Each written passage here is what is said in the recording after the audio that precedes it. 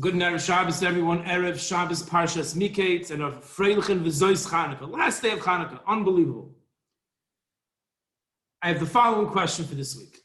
In the end of last week's Parsha, when Yosef successfully interprets the dreams of the Sarah Mashkim and the Sarah Oifim, when he was interpreting the dream of the Sarah Hamashkim, he made one mistake. On his level, on Yosef HaTzadik's level, he made a mistake. And the Medrash points this out, Rashi brings in the end of last week's Parsha.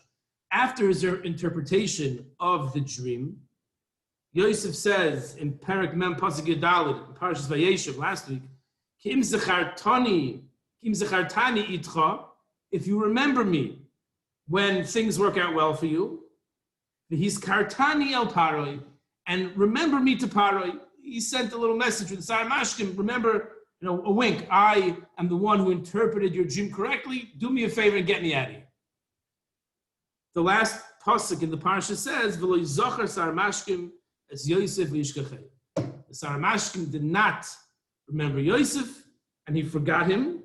On that, the Medrash says that because Yosef was toile b'tchoino, Yosef looked too much on his level to the Sarah Mashkim to remember him. That was considered a lack of bitachon, a lack of trust in the Kadosh Baruch Hu, and therefore he had to spend another 2 years, 1 year per word that he said extra.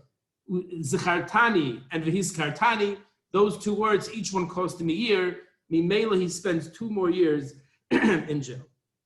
That's what the Medrash says. So the question we can ask is, how did the Medrash know? So many things happened to Yosef. A question to pose to your children, to pose to your friends. So many things happened to Yosef. He got sold down to Mitzrayim, ended up in Potiphar's house, and then he had the whole Maisa with Eshes Potiphar, with Potiphar's wife, and then he got thrown into jail, and so many things happened to him. How does the Medrash, where's the diak? Where did the Medrash see? Not how did the Medrash know. Medrash knows because it's a Messiah. But where did the Medrash see that these extra 2 years came as a result of those 2 extra words? What was the diak? So the Meshech Chachma in the beginning of Parshas Mikeitz explains. Again, it's a question to pose. So many things happened.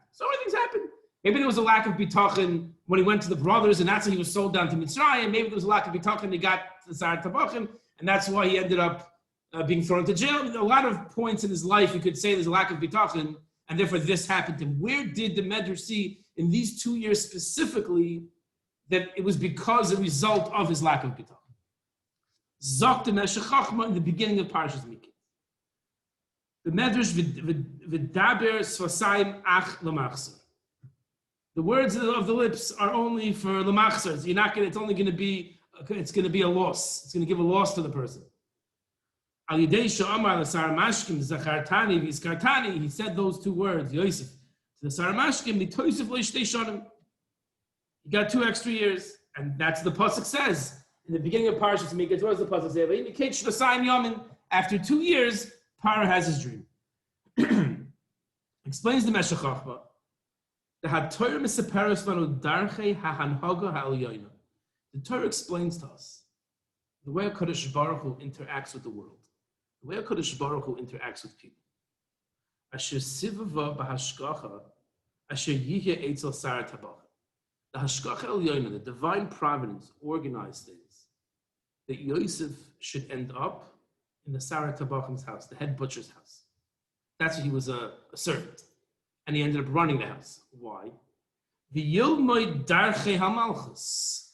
That was a training ground. Being by the Sarah Tabachim was educational for Yosef to learn the darchei hamalchus. He was in a very chashuv minister's house. So he saw how this minister received his guests. He saw how this minister signed off on his letters to other important political figures. He saw the minister dealt with Paroi. He got exposure to the upper echelons of the Egyptian political echelon. So that enabled him, that gave him the skills to become an important person in government, a powerful person in the future. Mitzrayim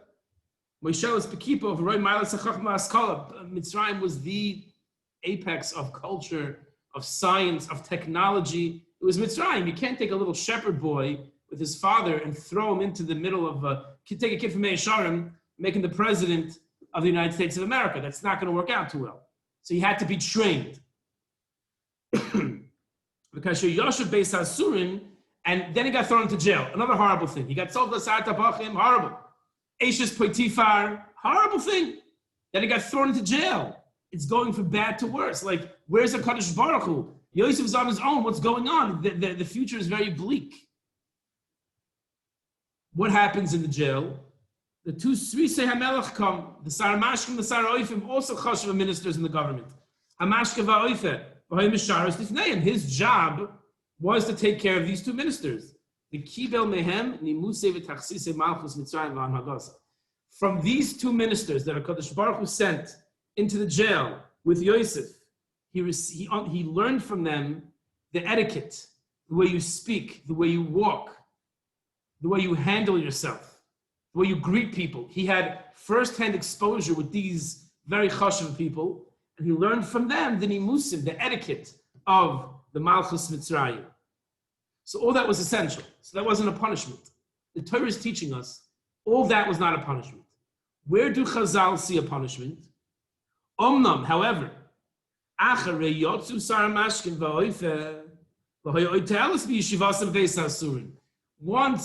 the Saramashkim and the Sara Oife left, so then there was no te'elos, there's no point. What was he learning in jail? Why did he stay? There was nothing to be gained by staying in jail. Sivava rak hayal shesam b'tchoyne b'hasar. The only explanation is that he put his trust in that minister.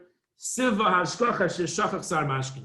So the hashgacha had it, and the Torah teaches us that the Sar Mashkin maybe was a good guy. Maybe, although we see in this week's parsha the way he described Yosef to Paro, he wasn't the best guy. But it could be he was decent enough to have remembered who is this person who accurately predicted his dream and what's going to happen in the future. And he could have said, Paro, by the way, there's this kid here. What can we do to help him?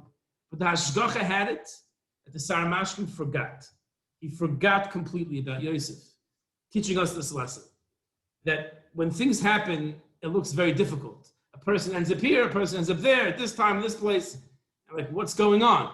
It's all Kadosh Baruch Hu's plan. He was getting essential, free education by Potiphar in his house. And then in jail, he was getting free education of how to lead a country.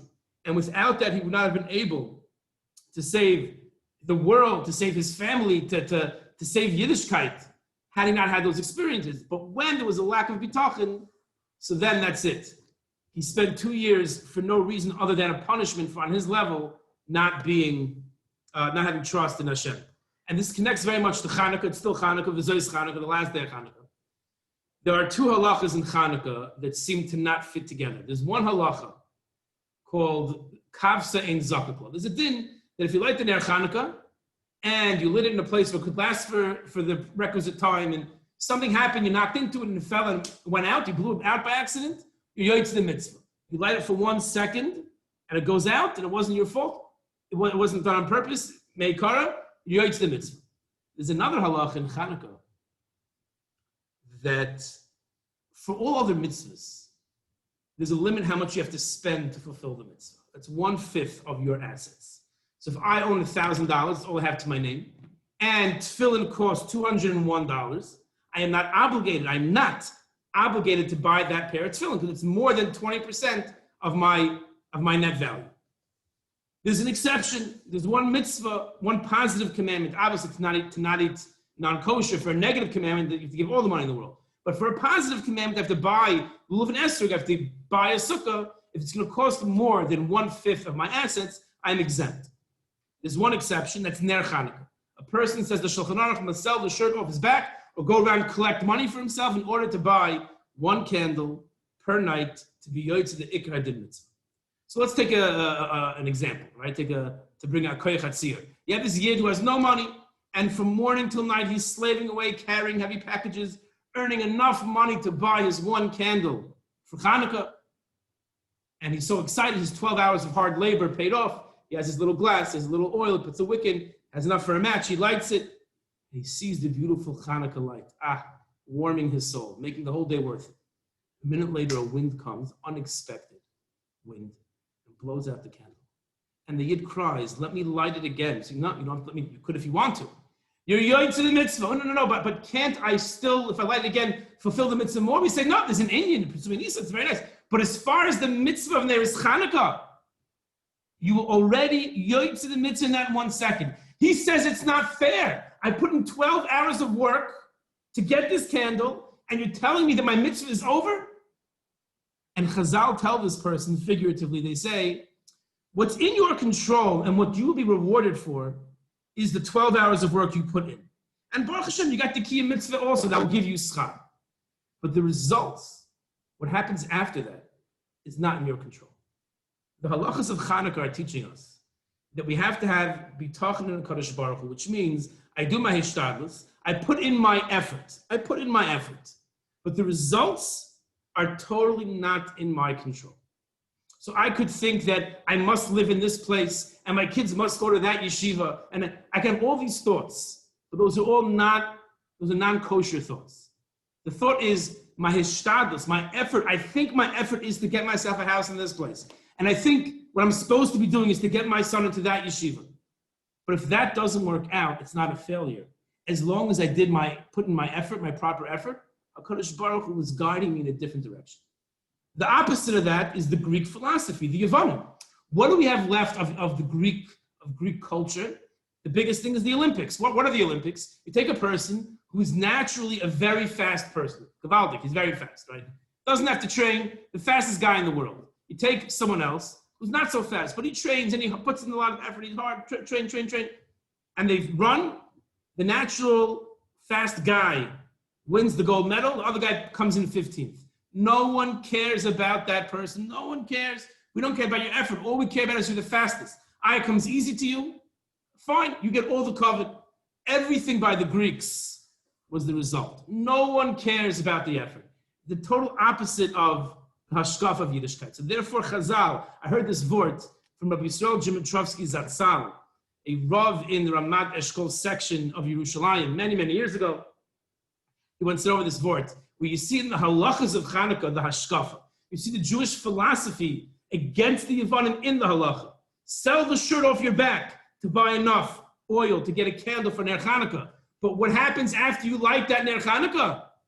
That's out of your control. That's a Kadosh Baruch Hu. All we care about is the effort and the kiyum mitzvahs that one does. What happens nachdem, what happens afterwards, is not in the person's control. And that's exactly the lesson that a Kadosh Baruch Hu, the Torah, is teaching us through this story. Everything looks so bad. He's being sold down to Mitzrayim. He's ending up in this guy's house, and his wife accuses him, and he ends up in jail, and all these things are horrible. What do you mean? He's getting free education. All these things are setting him up perfectly for saving the world. And without those experiences, he couldn't have done that. It was the biggest toiv from HaKadosh Baruch Hu. The 2 years that we can't explain, say Chazal, on his level, there was a lack of bitachon. We should all be zoiche to internalize this message of Chanukah, to internalize this message of the Hashgacha Elyoina, how HaKadosh Baruch Hu interacts with us. The Torah is teaching us. We should be able to incorporate that into our daily, into our hourly, into our secondly lives, and taka be zoiche to live life the way it should be lived. Wishing everyone a wonderful Shabbat.